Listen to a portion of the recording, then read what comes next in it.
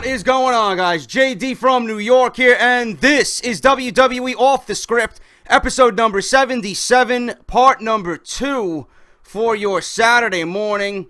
Thank you so much for joining me, guys, making this the number one fucking source for everything WWE right here on YouTube.com. Now, yesterday's video was straight fucking biblical, man. I want to thank each and every one of you who came out and supported that video. Over 400 likes in the first 12 hours, man. That's probably a new record for Off The Script, or close to one. But it opened up the floodgates for great discussion. Whether you're a fan of WWE, whether you're a fan of UFC, or a fan of both, it opened up great discussion, man. I want to thank you guys and those who left positive comments down below in the comments section. Smart comments, well thought out comments.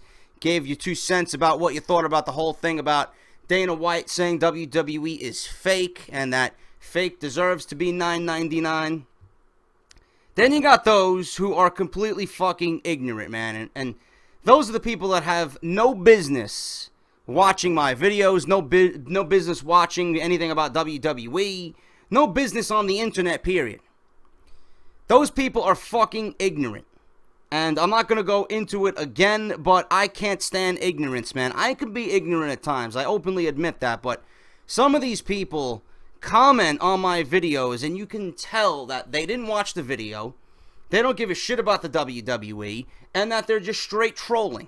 Okay, so I take nothing into consideration that you're saying, and I will call you out, and I will call you a complete fucking retard. That's the way I operate, man. And if you don't like that, fuck off. I said what I said, I stand behind what I say, and don't watch my shit. I can do without your monetized view, bro. Seriously, it's not gonna fucking kill me.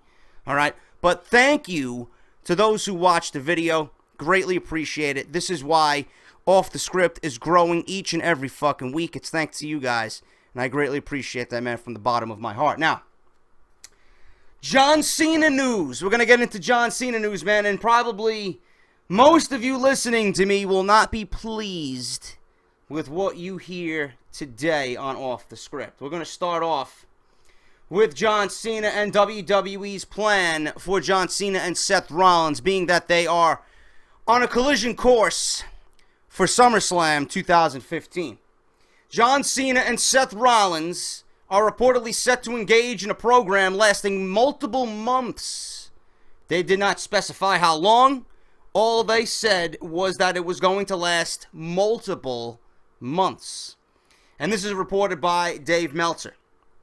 In the latest edition of the Wrestling Observer newsletter, Meltzer claims that Cena and Rollins and a feud between the two with the WWE World Heavyweight Championship and United States Championships in play are expected to run past SummerSlam. Probably into Night of Champions, probably into Hell in a Cell. Who knows, man? Who knows? Hell in a Cell would probably be the best place to end the feud inside the cell, but that remains to be seen. Hell in a Cell really doesn't have that luster anymore, man. It doesn't have that spectacular feeling around it anymore, and it's just one of those ordinary B-level pay-per-views, and that's thanks to WWE and the PG era and the overusage of these gimmick pay-per-views. But that's another commentary for a different day. I can see it ending in the Hell in the Cell is what I'm trying to get at. The duo faced off against one another during the July 27th edition of Monday Night Raw, which will be the first match of the program. Although Rollins broke Cena's nose with a stiff knee, the leader of the C Nation would win the fight clean, causing Rollins to tap out to the STF. On August 3rd, Rollins would brag about being the man behind Cena's injury, which has caused the United States Champion to miss a few weeks of WWE events and live television. He addressed the WWE Universe in a brand new t-shirt, which reads as a parody of Cena's t-shirt designs. On the front, in Never Give Up font, Rollins' shirt reads, Never Shuts Up.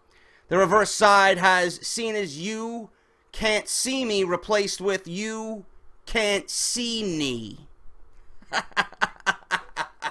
I gotta get me one of them motherfuckers, man. I'll wear that shit proud.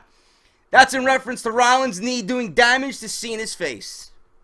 leading into SummerSlam, which will see a title versus title winner takes all match between the two. Rollins is expected to continue to brag about the injury and wear the new merchandise.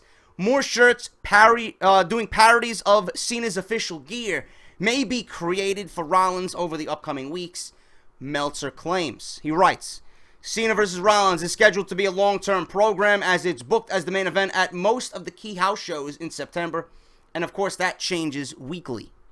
And they will be marketing anti-John Cena t-shirts for Rollins, one of which debuted on Raw in San Jose, including the Never Shut Up and You Can't See Me shirt.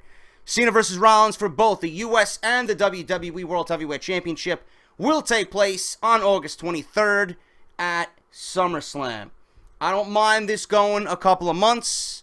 I know the kind of matches that John Cena has been putting on. He's been stepping up his game, whether you like him or not. I know I'm going to get fucking heat for that. I don't give a shit. This is what I do here. It's my show. I say what the fuck I want, all right? If you don't respect John Cena, that's your fucking problem.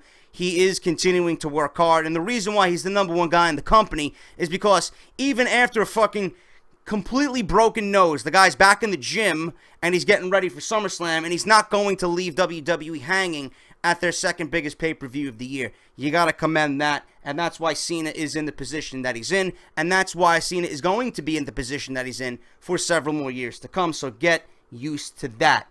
Rollins, we know, is capable of fucking putting on a great match with almost anybody. I expect it to be the same with John Cena. I don't expect John Cena to win at SummerSlam. Maybe Kane comes back and interferes, being that he was booted off television because of Seth Rollins. Maybe he interferes in the match at SummerSlam, causes a DQ, and then we get this prolonged into Night of Champions with a stipulation, and then probably going on into Hell in a Cell to keep all other parties outside.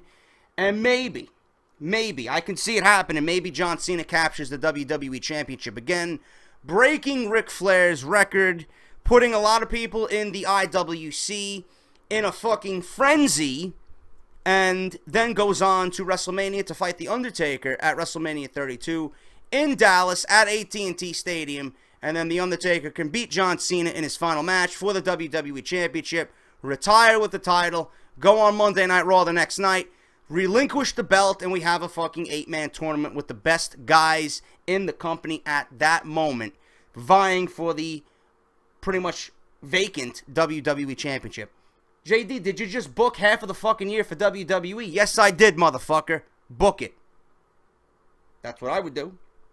That's what I would do, man. All these rumors about fucking Lesnar and John Cena, not Lesnar and John Cena, God forbid, Lesnar and The Undertaker. I don't want to see that again at WrestleMania, man. I think The Undertaker is deserving of one more championship reign. Even if it's for a fucking 24-hour period, man. He deserves to have that fucking belt around his waist one more time. That would be the ultimate send-off, being that the streak is no more. I think that would be perfect. Let me know what you think about that one down below. Speaking of John Cena, there is some current speculation on John Cena working with a broken nose and how that will change fans' opinion of him or not. As previously reported, Cena suffered a severe nasal fracture during the July 27th edition of Monday Night Raw after Seth Rollins connected with a stiff knee to his face. The United States Champion had to have emergency surgery on July 28th to improve his breathing, as the fracture was making it hard for Cena to do much of anything, including such a simple function as breathing. It was then reported that the leader of the C Nation would be removed from all WWE events and television leading up to the August 17th show, which is the go-home show for SummerSlam, which takes place 6 days later on August 23rd. Cena is expected to face Rollins at the annual August pay-per-view event. The match will be title versus title, where the winner will be crowned both the US and the WWE World Heavyweight Champion.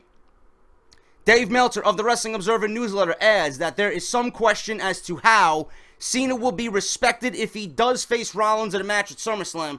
Rollins addressed the WWE Universe during the August 3rd edition of Monday Night Raw, where he was cheered and thanked for breaking Cena's nose, and this adds fuel to that fire.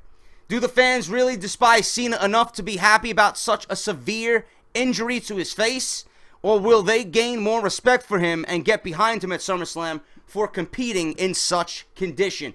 Meltzer speculates on the answer to this question, saying, one question that can't be answered is will the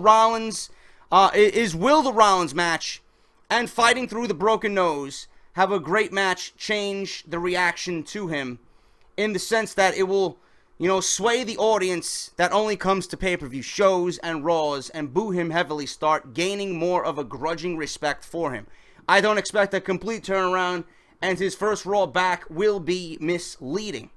But SummerSlam should be interesting because New York is traditionally as negative to Cena as any market, but that show is also drawing the most hardcore fan base, and if anyone will accept his toughness and change their tune on him, that would be the audience. I don't expect him to be cheered wildly, but it'll be notable if he's not booed as much as usual in New York. A lot of people have brought this to me over the past week within wrestling, but until SummerSlam, nobody will really know. In San Jose, it appeared that nothing has changed. Every time Rollins talked about breaking Cena's nose, the fans cheered and chanted, "Thank you, Rollins."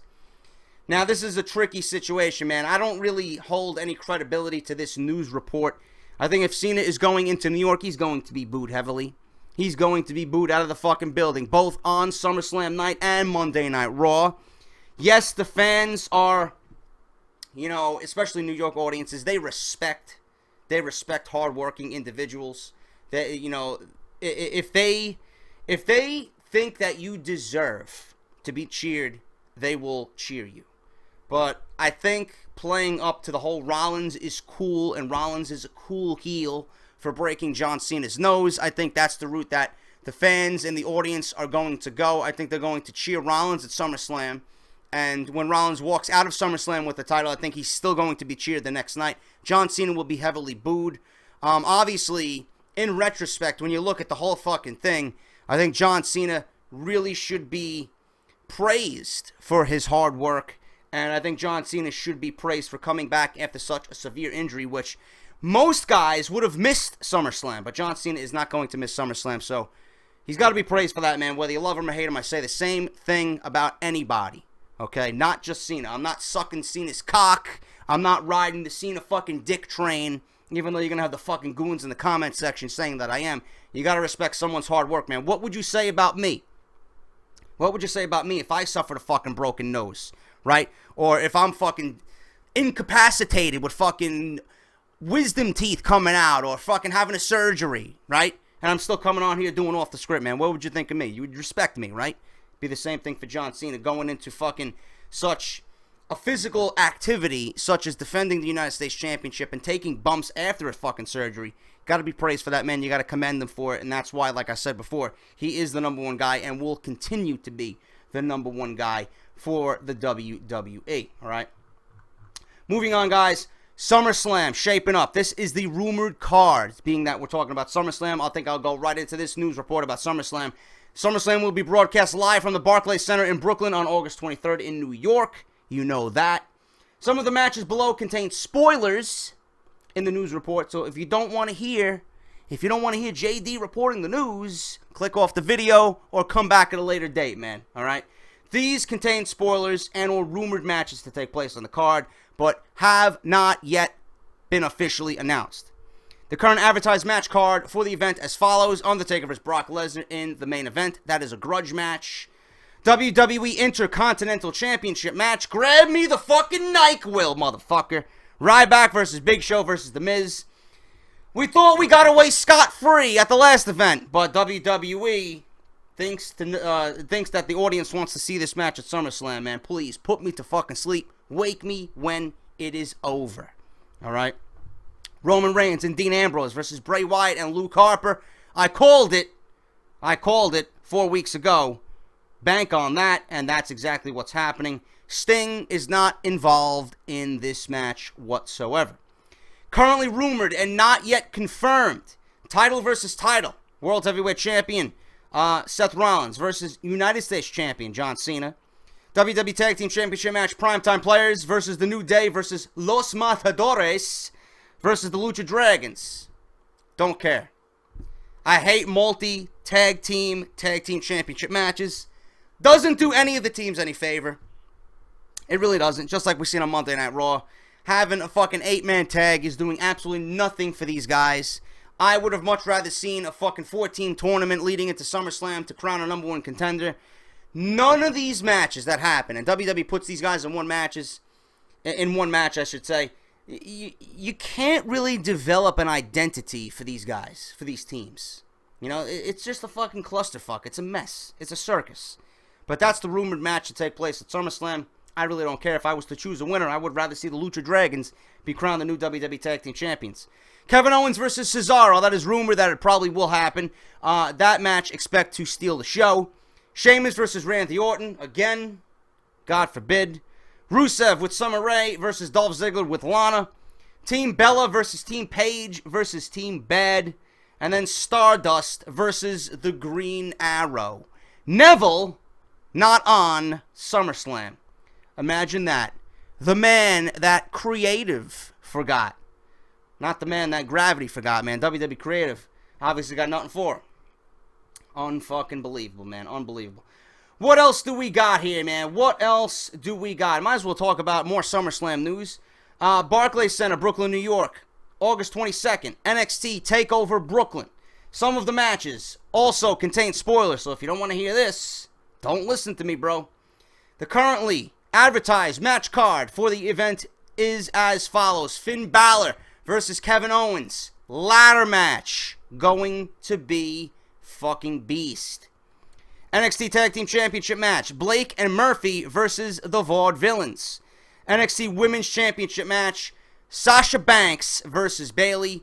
I expect Sasha to lose the belt, drop it to Bayley. Bayley is going to be the next one to carry that belt and carry it into the future of NXT until she eventually gets the call up to Monday Night Raw. Jushin Thunder Liger versus Tyler Breeze. Going to be fucking biblical, man. Can't wait to see that one. Samoa Joe versus Baron Corbin. Apollo Crews makes his debut at NXT TakeOver Brooklyn. Apollo Crews, a.k.a. Yuha Nation. I think that's how you pronounce it. Or Hooah Nation, like I usually like to say. Makes his debut. And Hideo Itami and others will appear at NXT TakeOver Brooklyn. Prior to TakeOver, an episode of NXT will be filmed for the following week's broadcast on the WWE Network. NXT airs on the WWE Network at 8 p.m. Eastern Standard Time on Wednesdays. All right. Going to take a small break, guys. Going to come back with just a few more news articles for this Saturday's Off the Script. Don't go anywhere. JD will be right back. This episode of Off the Script is brought to you by WrestleCrate.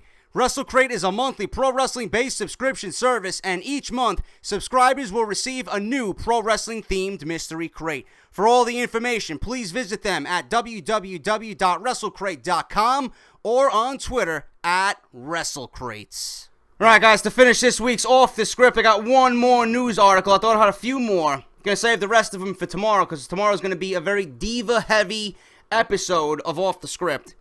The latest edition of the Wrestling Observer newsletter claims that The Rock, Dwayne Johnson, is reportedly heavily featured on WrestleMania 32 production trucks.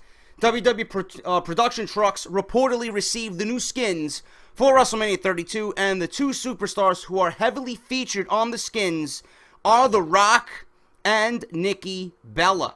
Dave Meltzer also claims that the skins heavily feature that the program will be airing on the WWE Network rather than pay-per-view. Meltzer also states that WWE considered making WrestleMania a pay-per-view exclusive, but wanted to avoid any anger from fans who have the network. Man, that would be a terrible idea. We bought the network and we bought into the network to see WrestleMania in its beginning stages. Might as well keep it that way, man. There's no reason to change what is a very, very good thing for the fans, all right? It's only going to enhance the subscriptions for the WWE Network, so keep it the way it is. Meltzer writes, and I quote, "In case there were any questions, next year's WrestleMania is going to be on the WWE Network. They could make more money with it as a pay-per-view exclusive, but the bad blood they'd get from the customer base would be a complete disaster, because the feeling is that they've promised all pay-per-views going forward, including Mania, on the network. The production trucks got their WrestleMania 32 promo skins, and it was pushed prominently as being live on the network. Also, the most prominent person shown is The Rock. Nikki Bella is also prominently shown. It was previously reported that The Rock would possibly face Triple H at Mania. However, there were also rumors of The Rock facing Brock Lesnar. However, nothing is set in stone yet. However, it appears that we may see the People's Champion at WrestleMania in some way, shape, or form, man. I am going to go out on a limb and say that The Rock is going to go one-on-one with Triple H at WrestleMania.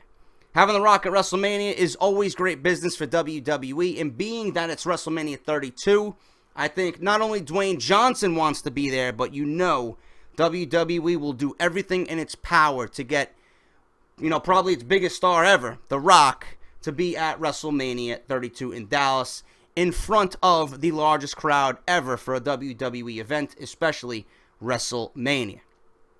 That is Off the Script, guys. Hope you enjoyed this episode. Let me know what you think down below of today's top stories. What I got for tomorrow, man. I got a lot of Diva news, including some trouble the WWE got into with the submission sorority and WWE getting in hot water and being affiliated with Bang Bros, the porn site. Yes, this is a true story, and it's not fucking fake. Unfucking believable, man. The submission sorority getting WWE in hot water, man. Unfucking believable.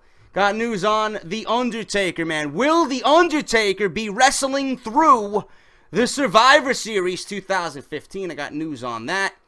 Eva Marie. WWE wants to make Eva Marie the face of the WWE Divas division. Fucking Christ. I want to vomit. Seriously, I want to vomit, man. If that is true, God forbid it, man. God fucking help us, man. Hell has frozen over. They would have ruined everything they are doing with the Divas Revolution, man. Fucking Christ. And I got news on WWE possibly introducing a WWE Divas Tag Team Championship, man. All this plus so much more on Off the Script for Sunday. Let me know what you guys think about that. If you don't own the official t-shirt of Off the Script, go ahead and buy yourself one, man. Guys are slacking with the August sales. Go and get one, man. They're only $19.99. ProWrestlingTees.com/WWE Off the Script. Link is down below, down in the description. Go and check that out and go purchase yourself the official JD from NY merchandise for Off the Script. If you guys are not subscribed to WrestleCrate, man, go and check those guys out as well on Twitter at WrestleCrates and their official website, www.wrestlecrate.com. And also, can't forget it, subscribe to the fucking channel and my Twitter as well, guys, at JD from NY206. If you want to keep up to date on everything that goes on right here on this channel, I'm on Twitter all day long. That's where I hang out the most. And like I said, if you're not subscribed here, man, please do so. Hit that subscribe button. The #1 fucking source for everything WWE right here on YouTube.com. I'll be back right here in front of this microphone with all that plus so much more on your Sunday. Until then, guys, this is JD. Thank you for watching, and I'll see you guys on Sunday for part 3. Take care, and I'll talk to you soon.